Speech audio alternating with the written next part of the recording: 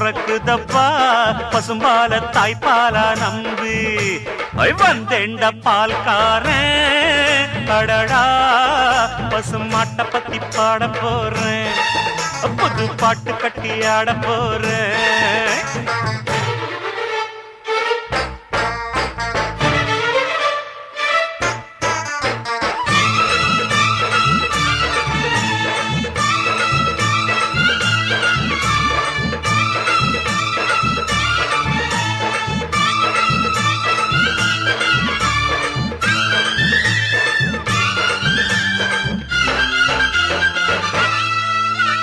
ரத்தத்தில் ஒரு பாதி பாலாக பிரிப்பது பசுவோட வேலையப்பா